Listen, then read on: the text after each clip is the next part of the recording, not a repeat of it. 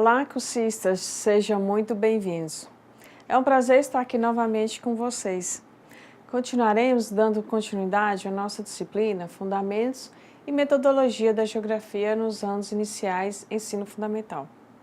Agora é a nossa última unidade, que são as noções espaciais infantis, organização e estruturação do espaço escolar, da casa, da rua e da cidade. Vamos lá? Vamos dar continuidade na nossa disciplina Fundamentos e Metodologia da Geografia nos anos iniciais do ensino fundamental, que essa unidade é a nossa última e tenho certeza que vocês vão gostar. Peço que em nossas aulas vocês estejam munidos de papel e caneta para quando surgir alguma dúvida, vocês anotarem e depois postarem no nosso fórum Tira Dúvidas. Já aproveitando a oportunidade, mais uma vez, em dizer para vocês que vai haver um fórum, vários fóruns. Um deles é esse para tirarmos dúvidas, que é o Fórum Tira Dúvidas, lógico, né? Para cada aula com qual vocês tiverem dúvidas, professora, como aconteceu isso, ou outros questionamentos, vocês podem estar postando lá que eu respondo, tá bom? E também aqueles fóruns que nós vamos dialogarmos, discutirmos sobre aqueles temas respectivos a cada unidade. E para que tenhamos um bom resultado, será necessário a dedicação de vocês, tá bom? Nos estudos e atividades na sala virtual. Mas também é muito importante que vocês leiam sempre, gente, toda a apostila. Não lê fragmentada. Leiam também alguns textos que eu vou postarem lá para estar complementando nossa unidade, tá bom? Vamos lá. Nessa unidade, iremos aprender sobre as noções espaciais infantis, organização e estruturação do espaço escolar, da casa, da rua e da cidade. Para iniciar nossa unidade, vamos agora conhecer mais um pouco sobre a constituição das noções espaciais infantis, com ênfase na organização e estruturação do espaço escolar, da casa, da rua, da cidade. Você, pós-graduando em pedagogia, preste bem atenção, tá? Eu tenho certeza que vocês vão gostar. Para os adultos, o lugar vai adquirindo cada vez mais profundo significado com o passar do tempo, com a construção da história de cada objeto presente em seu espaço. Com a criança, acontece de forma diferente. Ela, além de possuir um passado curto, uma história de vida menor, o seu interesse recai sobre, entre aspas, o aqui e o agora, sobre o presente e o futuro imediato. Esta ainda pressa a imaginação, não a reflexão. Então, é importante ressaltarmos que o ambiente em que a criança se relacionam no seu cotidiano, devemos lembrar e levar em conta, lógico, algumas questões que são muito relevantes para o nosso estudo. Os espaços onde desenvolve suas atividades, a casa, a escola, a pracinha, a rua, o parque, o bairro. E por isso que precisamos desenvolver processos de observação e, lógico, de registro quanto aos elementos que esse espaço inclui. Mas quais são esses espaços, professora? Pessoas que incluem pessoas, animais, plantas, seres inertes, objetos, instrumentos, fenômenos naturais e também as relações que estabelece entre os elementos que são cooperação, intercâmbio, participação, passividade, afeto, confiança, segurança, temor e outros além do mais isso. Mas temos mais aspectos relevantes que são as condições que cada contexto inclui. Mas o que é isso, professor, esses contextos? Calma, gente. Esses contextos que inclui são a umidade, luminosidade, densidade, a limpeza, a ventilação, ruído, que é muito acessível, muito aguçado nas crianças, e temperatura. E por último, os acontecimentos que transcorrem e aqueles que coincidem direta ou indiretamente nas crianças que participam deles, como um brinquedo que quebra e o nascimento do irmão. Aí você pode ir pensando assim, ué, professora, mas isso tudo está relacionado com a geografia? Sim, todos esses, o espaço, desde quando a criança começa a engatear, já tem aquele espaço. A partir daquele espaço, a gente já podemos falar assim, que é a geografia. Interessante isso, né? Às vezes a gente não observa, pensa que a geografia é só com mapas, com estudar sobre os climas. Não, desde aquele espaço o qual a criança começa ali, já é o indício da geografia do conteúdo, tá bom?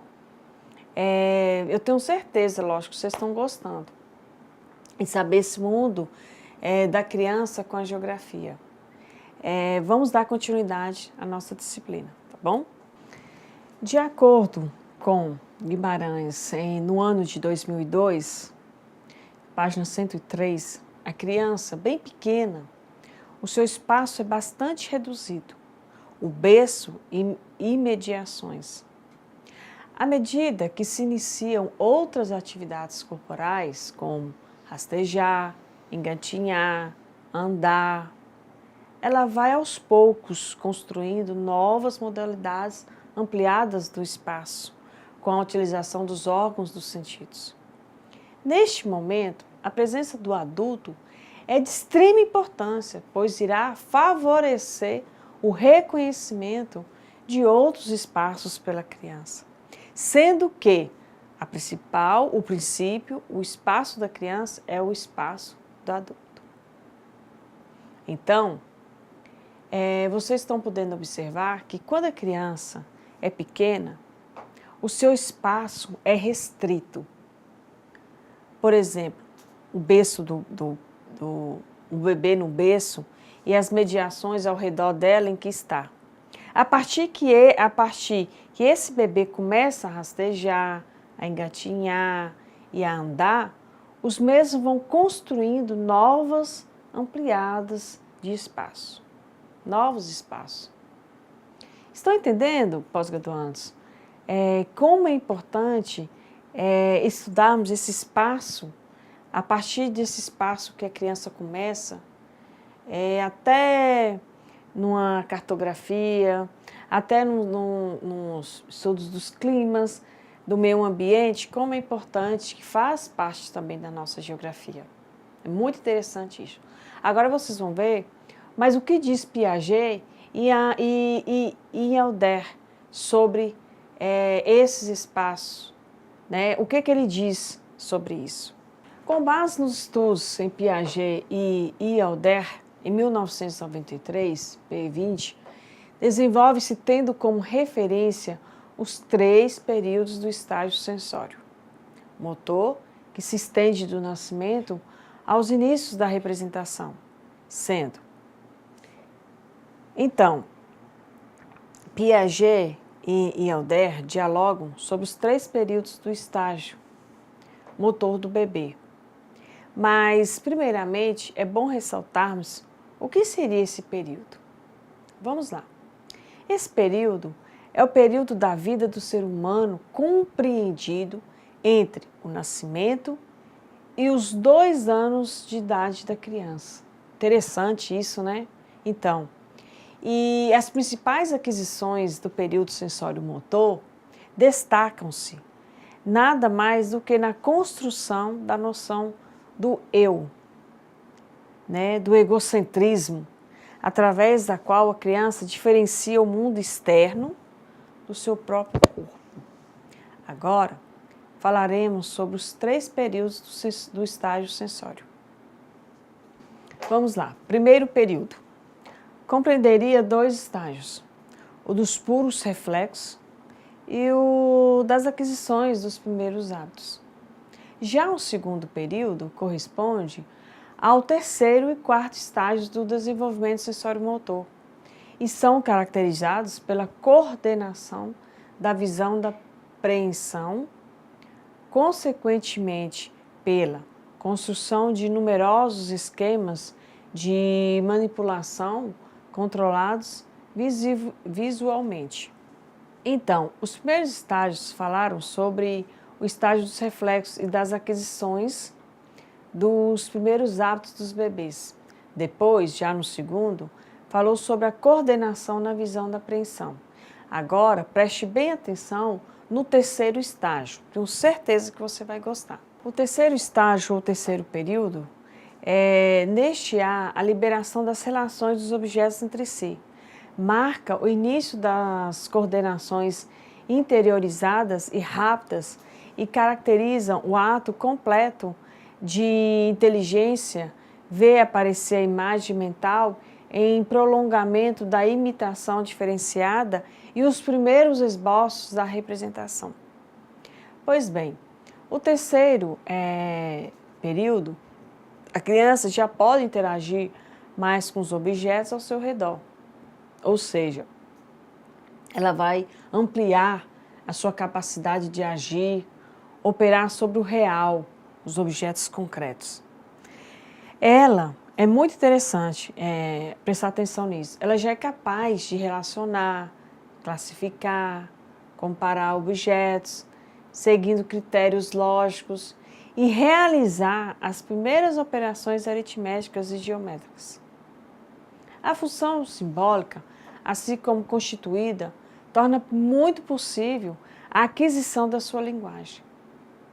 Então, é muito interessante saber sobre a função simbólica, sobre esse processo com a criança, né? E o qual engloba e faz parte do seu espaço. Preste atenção agora, o que mais Piaget e Alder têm para nos oferecer sobre esse período. Piaget e Alder, no ano de 1948, na página 209, eles fazem uma distinção das relações da construção da noção do espaço, que são. Então, veremos agora as relações de construção da noção do espaço. Preste bem atenção nessa, como que é essa noção de espaço para a criança, né? E a relação dessas de geografia com a formação dessa criança. Vamos lá. O espaço euclidiano, que se baseia essencialmente sobre a noção de distância e a equivalência das figuras, que depende da sua igualdade matemática. Já o espaço projetivo, ao contrário, ele é totalmente diferente, que ele é baseado na noção de reta. É a perspectiva ou a possibilidade de transformação projetiva que permite a equivalência das figuras. E o espaço topológico, por fim, se fundamenta sobre as relações puramente qualitativas, tais como vizinhança, separação, envolvimento e etc., inerentes a uma figura particular. Então, pós-graduandos, essas relações, graduantes, as relações que permitem a coordenação dos objetos entre si, num dado ponto de vista, são as projetivas.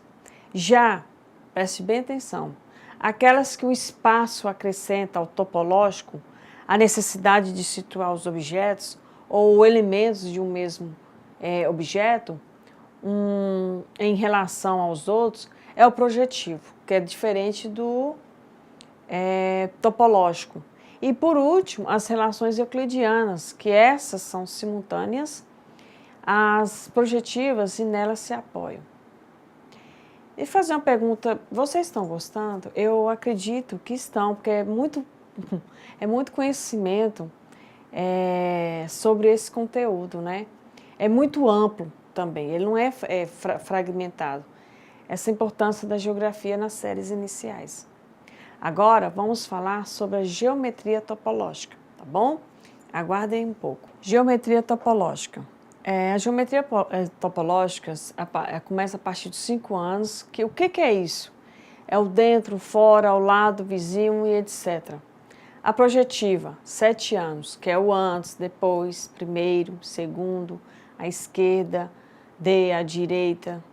E aos 9 anos, que se inicia a comparação das figuras geométricas, as relações métricas e aberturas. Em outras palavras, e resumindo, as ideias aqui representadas sobre as relações topológicas nada mais é do que as primeiras relações espaciais que a criança estabelece através da percepção do espaço próprio e de como os espaços são constituídos. Ou seja, a partir do momento que a criança, o bebê, está no berço, depois ela começa a engatinhar, aí já começa essa relação topológica. Essas estabelecem as relações de vizinhança, o que está ao lado, proximidade entre as coisas, o que está perto dela, o que está longe dela, as relações de separação, a fronteira, a distinção entre os objetos e a relação de ordem ou de sucessão. Mas o que é isso, ordem e sucessão? É o que vem antes e o que vem depois. E essas relações de envolvimento, o que poderia ser? Nada mais é que o espaço que está em torno dela. E as relações de continuidade, que são que recorte do espaço a área considerada que compreende a percepção em 1, 2 ou 3 dimensões. Vocês aí, futuros pedagogos, pedagogas, poderão explorar muito esse tema com suas crianças das séries iniciais, através de jogos, né? Através de fantoches também, do perto, colocar o perto com longe, os personagens, através de filmes também, né? Vocês podem estar explorando com as crianças, tá bom? Vamos que vamos, tem muita coisa ainda. A alfabetização cartográfica e a importância do mapa mental, com representação espacial, uma atividade concreta para o entendimento das crianças sobre espaços e lugares. Então, se o aluno já absorveu todas essas noções de topografia através de conteúdos como curvas de nível, coordenadas, escalas, declividade e outros também importantes para a cartografia, como níveis altimétricos, ele pode agora sim tentar esboçar um mapa físico de uma área hipotética. Como assim, professora? Então, isso pode ser uma proposta, a tarefa de desenhar, por exemplo, um mapa de uma ilha ou de um terreno qualquer onde fica perto da casa dele, na qual um tesouro tenha sido enterrado, entre aspas, assim, na imaginação da criança. Vocês podem estar explorando com eles. Aquele terreno ali próximo à sua casa, vamos fazer um mapa daquele terreno? Ali não pode ter um tesouro? É estimular a imaginação da criança e colocando na geografia. Obviamente, pode ser perdido um desenho de entre aspas, um mapa de um tesouro. Também, para iniciar os estudos, ou seja, para sondar as noções prévias que os alunos trazem sobre os mapas, é muito interessante isso. Comparar um mapa prévio com um mapa feito após todo um estudo de cartografia escolar, que mostrará o avanço obtido no decorrer do tempo. Veja o que eu tenho em mente, uma proposta para vocês desenvolverem com eles. Vocês pedem para os seus alunos que eles façam um desenho, um mapa do tesouro. Esse mapa deverá mostrar o relevo, presta bem atenção nos requisitos, o relevo da área, que pode ser uma ilha. Será, portanto, um mapa físico. As convenções das cores comuns a esse tipo de mapa têm que ser seguidos. Por exemplo, no mapa explique, criando uma legenda, as marcas desenhadas. O que seriam essas marcas desenhadas? O ponto de atração do navio, a rota, a atracação do navio, a rota até o local do tesouro e, é claro, o próprio local do tesouro, que é o nome da ilha, as coordenadas. E essa ilha, na imaginação deles, pode ser aquele terreno ali que eles observaram, o que é aquele terreno que eles observaram ao lado da casa deles. Os passos seriam mais ou menos esse. Obviamente, o aluno deve partir da sua imaginação, lógico, desenhando o traçado dos contornos dessa ilha. Depois, imagina aquele seu relevo e o desenha através de curvas de nível. Depois é só colorir e completar. Essas informações, vocês podem estar pensando, Ô, professor, mas são importantes, são de extrema importância, que eles não podem faltar para que quem quer achar o tesouro invente um nome para a ilha, invente as coordenadas. Seu aluno pode até ser sugerido a localizar a ilha no Índico ou em algum outro dos 7 mares. O aluno mais empolgado colocará ao lado a famosa bandeira dos piratas e poderá envelhecer o mapa, com o Photoshop, que hoje está em alta, ou queimando as bordas do papel, que isso aí já é lá atrás, lá na tradicional, em que ele vai desenhando. Observe, pegou o passado com o presente. Interessante essa relação, né? Então, observar o mapa, entender o que sua imagem está querendo dizer, significa refletir, pensar sobre a representação de um dado espaço real. Mas como assim, professora? Calma, vou explicar para vocês agora.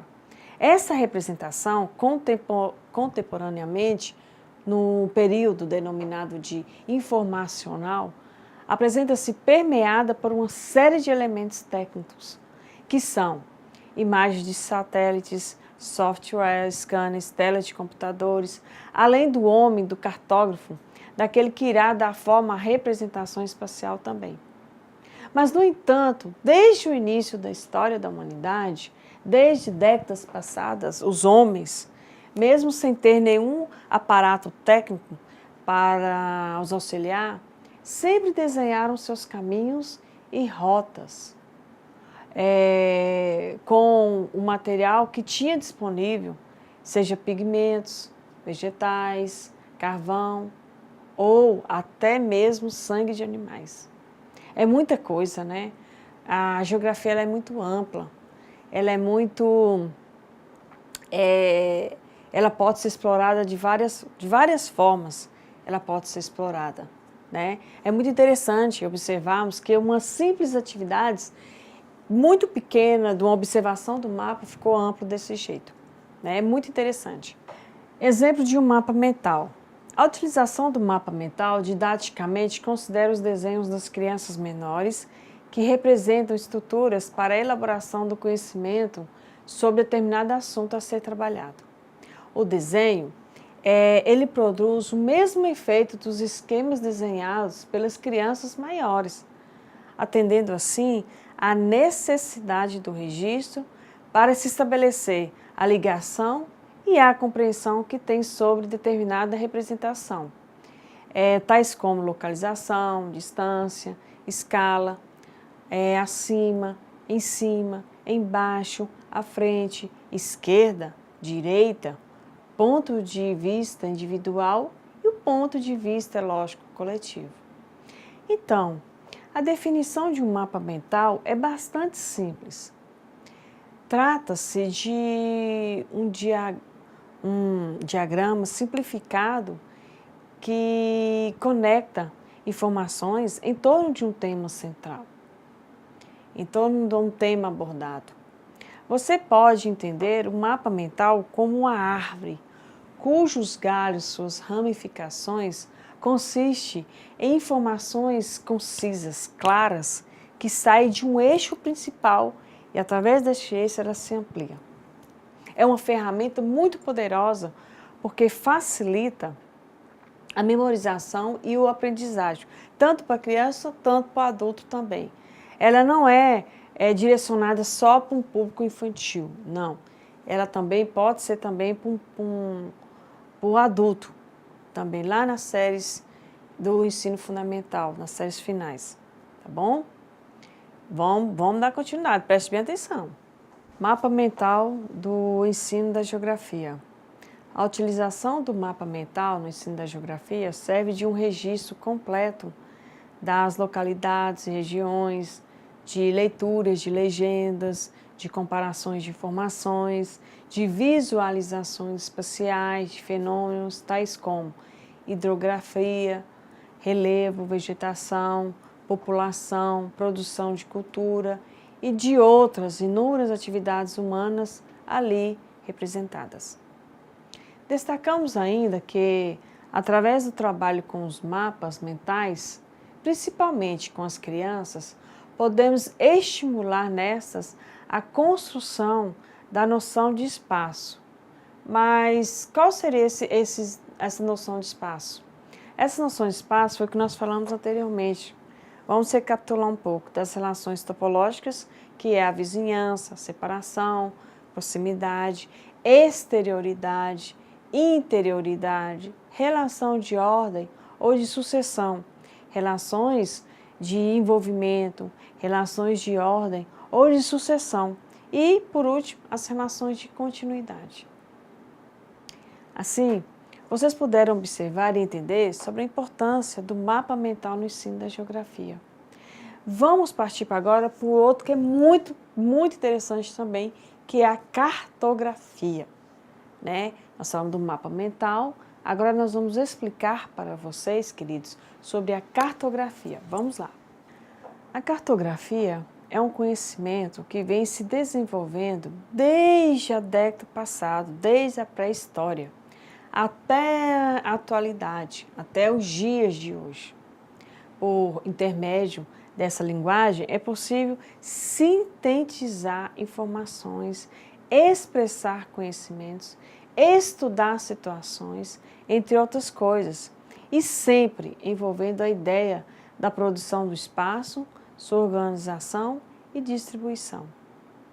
Então, faz extremamente necessário compreender que a cartografia e a geografia estão presentes constantemente no nosso dia a dia. Mas como assim, professora? É isso mesmo que você falou, eles estão presentes constantemente no nosso cotidiano, representando parte indispensável do desenvolvimento da criança, tornando seu aprendizado um aspecto importante a ser discutido. Nessa linha, nessa perspectiva, antes de mais nada, faz-se necessário também a valorização do processo de alfabetização cartográfica.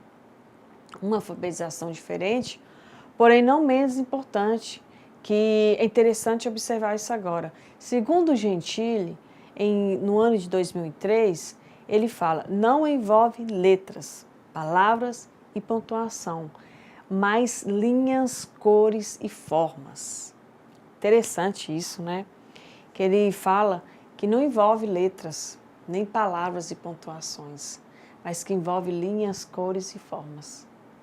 Então, foram muitas coisas que nós falamos aqui até, né, nesse exato momento. Mas, infelizmente, a nossa aula está finalizando. Mas, calma, vamos recapitular um pouco do que foi passado para vocês, tá bom? Aguarde um pouquinho. Espaço geográfico. O espaço geográfico, ele traduz as relações da sociedade com a natureza, em suas inúmeras mediações com o trabalho, as relações sociais, políticas, econômicas e culturais. Essas são emoção, afetividade, valores, hábitos e atitudes e etc. Então, aprendemos que para o desenvolvimento das habilidades relacionadas às noções espaciais, a criança precisará saber localizar, ter noções de orientação e saber também representar fatos e fenômenos do nosso cotidiano, no nosso dia a dia. Falamos sobre a noção de espaço, o que é espaço, o que é o lugar, e é uma posição central na compreensão das relações do homem com o seu ambiente. Que o espaço é desde quando o bebê está no berço, já começa ali aquele espaço, e o lugar é sua casa, né? Tudo isso engloba a geografia. E, por fim, que o espaço é um dos componentes ambientais de um dado contexto imediato. E ele nunca é neutro, pois a presença ou a ausência de determinados elementos e sua organização sempre estará comunicando alguma mensagem com eles. Agora, para a gente memorizar mais um pouco do que foi falado, para a gente compreender mais ainda, nós vamos partir para uma atividade, né? Essa atividade qual eu vou falar para vocês agora, ela foi sobre a nossa unidade, tá bom? Então, vamos lá que eu vou explicar para vocês. Então, atividade. Você você foi convidado para participar de uma mesa redonda com o seguinte tema: a importância da constituição das noções espaciais infantis para as crianças. Com esse tema, escreva o que evidenciaria como relevante para a sua fala sobre esse tema. Então, o que eu quis dizer sobre isso? Para o desenvolvimento das habilidades relacionadas às noções espaciais, a criança precisará saber, primeiro, localizar, ter noções de orientação e saber representar fatos e fenômenos do seu cotidiano, do seu dia a dia. E essa construção das relações espaciais é um processo que depende do estágio de desenvolvimento da criança, que falamos lá nessa unidade, o que diz Piaget sobre isso. Depende ainda das mediações simbólicas de espaço, que é o nosso Vygotsky, que ele fala sobre essas mediações. Não foi falado sobre Vygotsky, eu só estou acrescentando para vocês sobre o que as mediações simbólicas que ele também fala sobre. E a localização, orientação e expressão gráfica, que é o raciocínio espacial, alfabetização, letramento cartográfico. Gostaram da nossa unidade, da nossa última unidade? Acredito que sim. Foi um prazer enorme estar aqui com vocês, mas vocês não vão ficar livres de mim, não. Nós estaremos lá na nossa sala virtual. Espero que vocês participem ativamente dos fóruns, façam atividades nos prazos que eu propus para vocês. E qualquer dúvida, podem postar lá no Fórum Tira Dúvidas que eu esclarecerei para vocês, tá bom? Aguardo vocês também nos chats e aguardo vocês na nossa sala virtual. Foi um prazer enorme estar aqui com vocês. Mil beijos. Até lá na nossa sala.